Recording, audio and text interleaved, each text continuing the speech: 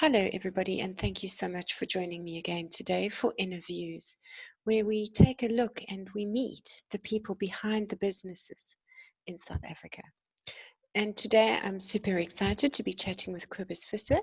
Cobus, please will you tell us a little bit more about what you do and why you do it? Hi, Melanie. I actually do a few things, and there's a few things that is my passion. So the one thing that I focus on, and that's my passion and a way of doing it, is I'm a motivational speaker, and I use activities like walking on fire to get people to ignite the fire inside of them and to get them to take action in life and overcome fear. Then the second thing that I do is I'm a business and marketing consultant, and I love helping small businesses to grow, take their businesses online, and basically challenge them to achieve their full potential. So that is the two main things that I love to do. And how I started is I was always in business, and our family has a business in Limpopo, furniture stores. And so my journey started with our family business, and where I actually applied the lessons I've learned. I went to study marketing, and we grew our furniture family business from 6 stores to about 37 stores. Wow. And yeah, so and that was a period, and that's where I picked up a lot of lessons. And through this time, I also partnership with partners. I opened or bought our own Zebros franchise, dog biscuit factory, sell property, wood, anything that as an entrepreneur can do just to generate extra income and also learn. And I think that was the main thing. My main thing is I was born as a hemophiliac. Now, a hemophiliac means I'm a bleeder. My blood doesn't clot.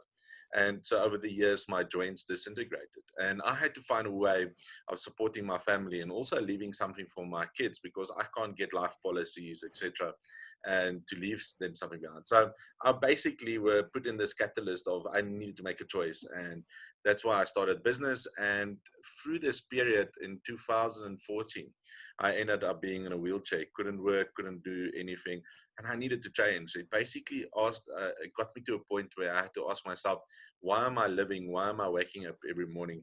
And I needed to bring change in my life. So I went on this journey to discover myself and learn more. And this is how I discovered firewalking. It just ignited something inside of me that, I'm going to give it all to what I love to do. And that what I love to do is help people to grow and give back. And so all of the knowledge and lessons that I've learned over the years, I had started in applying and teach other people. So first I ignite the fire inside of them. And then secondly, whatever they're passionate, help them to achieve success in their passion. And you've interviewed one of them, and Krupa was one of my success stories, where she left her corporate career after walking over the fire, getting ignited and saying, there must be something more than in life than just going 8 to 5. And it's just amazing to see how she has grown, and she's only one of a few that I've helped in the past few years. So in a nutshell, that is who I am. To give you an idea how I got out of being in a wheelchair in 2014, is my mentor Tony Robbins says, you need to get a goal so big that it seems impossible to achieve. And so one night I saw a documentary about a guy in crutches with cerebral palsy climbing Kilamanjaro, and another guy in a wheelchair. And I said, I can't walk. I'm basically struggling on my crutches. That sounds like a nice goal to have, because when you walk over fire, we say, if you can do this, you can do anything. So I needed to live that. And I set myself a goal to climb Kilimanjaro. And in 2018, I had the opportunity to go climbing. I was still using my crutches at that time, and I conquered that mountain. And it just something clicked after that, and it put me on this path that no more excuses, no more blaming, taking accountability, and do whatever it takes to be to reaching my goals at the end of the day. So I hope that in a nutshell is enough. If you think I should share a little bit more, you can just ask away. That is a very, very inspiring story, from a wheelchair to walking on fire.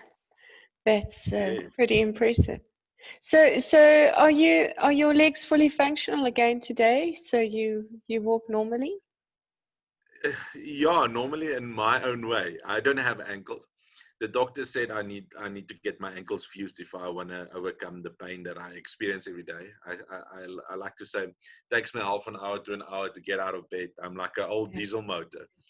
I have to Okay. warm up my joints and my body before I can keep going. So I can walk. If I'm too long on my ankles, or because I do presentations and training, and I'm the whole day on my feet, the next day or two, it's a little bit struggling to walk because I don't have ankles. And the same with my elbows. I don't have elbows. I need to actually get both my elbows replaced. So I have a struggle with my elbows as well. Because you bleed in your joints, so I don't even have muscles. My fingers go around my biceps, and so for me, it's a daily challenge just to get moving and keep myself motivated.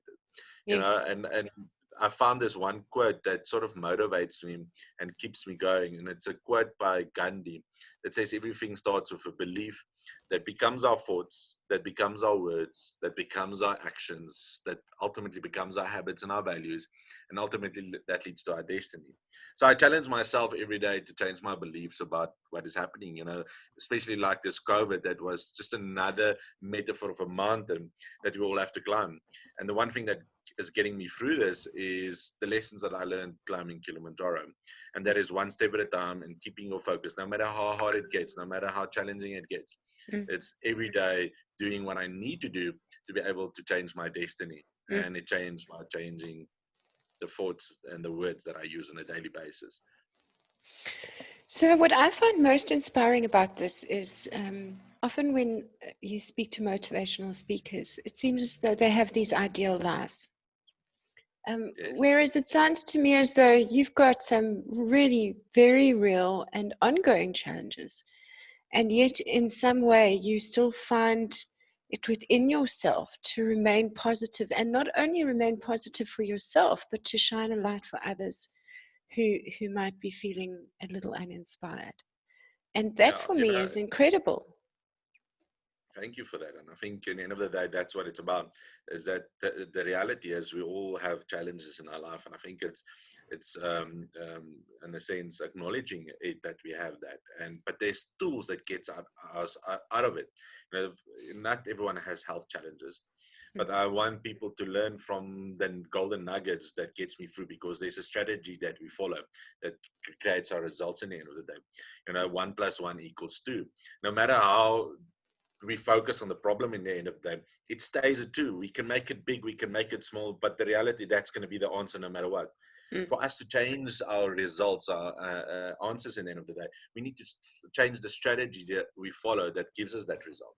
And so by changing a 1 + 2, a 1 + 1 to a 1 + 2, suddenly the result changes. And I always say, don't focus on the end result, don't focus on the challenge.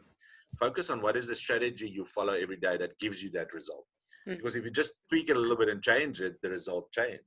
And the same in our life, even if it's not health, but it's a financial problem, it's challenges of you losing your job, is look at what strategies you can change now to change that ultimate result or end goal that you want in the end of the day. And I think that is the secret in all of this. And this is where the firewalking comes in as well. It's not just about walking on fire. There's a certain strategy that you need to follow and preparation for you to be able to do that.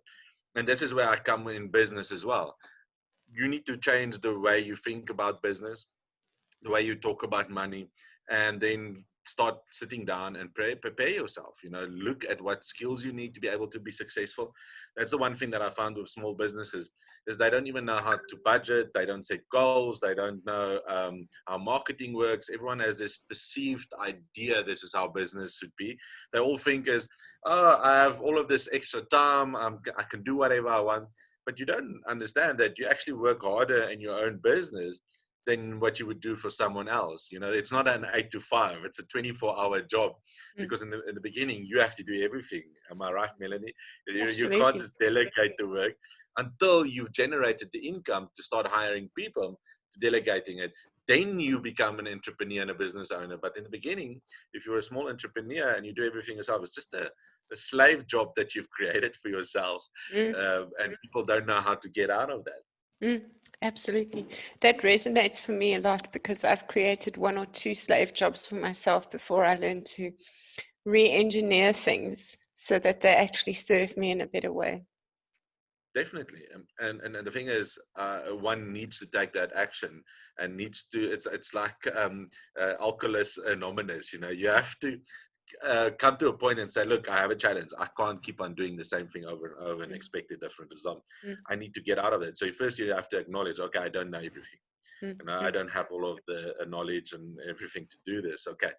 Next step is, how can I upskill? What is some of the skills that I need to get out of this? And sometimes I challenge people and say, you think you can't hire someone, but just remember you have 30 days to generate the income to be able to pay that person. So it sort of puts you under pressure to take action and get the sales so that you can pay that person. And once that happens, suddenly your life changes, and now you can do so much more and focus on the things that you need to focus on. But yeah, So, so we need to get out of that comfort zone. so do you work with a lot of small businesses? Yes, I work with a lot of small business and a few bigger companies, and I Okay. assist them with team strategies, how to pivot your business, how to use these online platforms, and how to generate income from that. I think people lose a lot because the world is our oyster. It depends on your company and the products that you service and give. There's so much more strategies that if you apply it every day, you're never going to be without business, because the main thing in any business, especially now with what has happened in COVID, the first thing all of them do is put back and don't spend any money on marketing and try to save the little they have instead of taking risks. And this is why I love the firewalking, because it's a risk take you have to do. And to get out of it, you need to take risks. And the biggest one is you need to market and use all of the marketing channels that are out there. You can generate business. There's one company that has now grown 80% during this COVID. There's another company that grew by 250% during this COVID, just by changing their business model and how they sell themselves and going more online. Suddenly everything changes. So that is where the secret is we can change it by just changing and investing in our business, and especially in marketing. And I think this is the same like you do now as well, and interviewing people and putting out value out there. Even though you don't make money out of it, we still need to create a brand awareness, and we still need to give value to those who follow us and knows us, because suddenly they would want more. And who knows, this becomes maybe a different business model for you in the end of the day that you can profit from in the future. But if you don't start today, you will never get to that point where you can reap the benefits of it. Because I always say, think about being a farmer. For you to reap your harvest, you first need to prepare the ground. You need your foundation right. Then after that, you need to decide what is the seeds I'm going to plant, because dependent on the seed is dependent on how long it's going to take to get the harvest. But also, like a Chinese bamboo takes 5 years, and yet maybe like corn takes a month. But you need to know what you're planting. And then the other thing is you need to be consistent, looking after it, taking daily action, putting the pesticides, etc., etc. And then before you know it, the harvest will come because you did all the work. But not only that, sometimes it's challenging to plant those seeds, because it's your last seeds, is you're putting everything on the line. Like most farmers, they borrow the money, they put it in, and then it's drought, like COVID, there's no rain in foresight. But here comes the thing. I always say, you need to have faith. You can't pray, and this is, I believe a lot in prayer and meditate and asking for what you want. If you don't plant, the rain won't come. But if you take that faith, like as if the rain would come, and you put out that intention, that goal, the rain will come. And you just have to have that faith. And I've seen it plenty of times, people in small business putting everything on the line, and then suddenly in a month, 2 months, they've doubled or tripled their business because they were willing to put in the effort. What do you think is the biggest kind of hurdle in your experience with the businesses that you deal with? Okay, so everyone has excuses why they can't. And the biggest one is cash flow. Everyone complains they don't have the money. Of course, we don't. You want to protect. So that is the one thing. And the second thing, people are not willing to take the action. They are rah-rah, say we will do it. But when it gets to a point, the pain is not big enough for them to pick up the phone and start calling people, to put in the effort of hours a day to do the marketing. This is one business that the people that were just not willing to put in the effort. And then they complain that they are not growing. And then I say, because what I do is, when I work with someone, I give you a money back guarantee. whatever my fee is at that moment for your company, if you don't get results after 30 days, I will give you your money back, because then whatever we've done doesn't work, and it doesn't work for your industry, and I'm wasting your time and you're wasting my time. But the thing is, if you do everything that I say you do, you will get results. But the people that get to a point that once they money back, I ask that you do X, Y, and Z, and they don't, and they're not getting results. So that is, I think, the main thing is people talk, but don't put action to what they are talking, and that is the most challenge for me in businesses, is to working with people, and then we agree to something, and then they don't go apply action for whatever reason. And I think that is sometimes that is frustrating me, is like, you have that full potential, but you are not planning out your full day and doing what you need to do to get at results. And then the second comes cash flow, and then more excuses. Oh, I need to look after my family, or I needed to do this or that. And before we know it, you can either have excuses or you have results. You have to make the choice in the end of the day. Yes, yes. And what is your favorite part of what you do? My favorite part is to see the growth. On the personal development side, is to see when someone comes. I did an event last night, and seeing the people come in and sitting like this and like, what is this going to be about? And it's not for me. And then seeing afterwards that transformation of, wow, we just walked over fire. That feeling of exactly, you just see the transformation in their faces. And the same with business. To see when we start working, the problems you have, the challenges, and you're not going to know how you're going to get through the end of the month. And then suddenly seeing that transformation of the results coming in and the success, that is what it's all about for me, is just to see that transformation. It's about the journey. It's not just about the money and the income. For me, it's to see the transformation. And that is what I love about it. And because all of the things that I teach is what I've applied in my life, because I believe to give you an example, I can't, let's say my marriage is not as successful. I can't now come and now suddenly teach you how to have a successful marriage. I can just teach you the lessons I've learned out of my thing, but I can't teach you something that I haven't done. Example, I can't teach a doctor how to look after his patients. I can do other things in the background, like customer relations, etc. So I can only teach what I've applied in my life. And I think that is the other thing, that I love to do, is because it's worked in my life. It's so easy for me to share it to you, to say, look, go apply this, and I know it will have an impact, or a successful impact in your life. I love that. So you're talking to a skeptic here about firewalking. Yes. Do people ever get burned? No, because the thing is, it's about words. So when I started, I say to people, the word with the B doesn't exist, because the moment you speak it, you bring it into reality. Okay. And so what we say is the possibility of you getting is a kiss from the fire.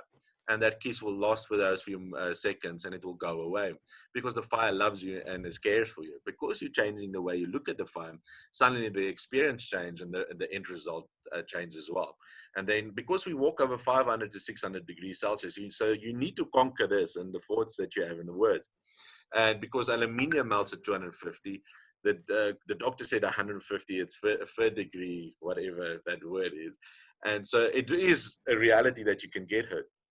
But if you go through the whole process, the end result is that you have the most amazing experience in the end of the day. And also the intent for us behind the wood and the fire that we set is an ice cold fire. Now, if you are someone that is going to be at home and you're going to bribe and you're going to use that coals to walk on, what is the intent behind those coals, Melanie? To cook food. It's to cook food. So what is it going to do with your feet? Of course it's going to burn. Yes. And the same if you have a bonfire. That bonfire is to what? The intent of it is to keep you warm. So what is it going to do with your feet? So when we light our fire, we all as a group said our intention is that we want an ice cold healing fire. And guess what are we going to experience? An ice cold healing fire. And that's the result. And that is where the power lies, is when people see that and experience that and says, wow, how's this possible? And I said, because we asked for something and we got what we asked for. And the same, I've never, ever had it rain at any of my firewalks. And the reason for that is we ask for clear skies before we start. And so what do we get all of the time? Clear skies. I've had events where it was raining and then the organizer said, Cobus, what is your cancellation policy? And I was like, just have faith. Let's go through the process. Trust me, there will not be rain. And then they look up and they say, yo, they don't trust us. And yet then we start, and then suddenly the rain stops. After we've light the fire and we set the intention, the rain would stop. And then they will be more amazed, or how can I say, me and my Afrikaans and English, sometimes I don't get the words, but they will be so like impressed that not about the walking over fire, that it stopped raining.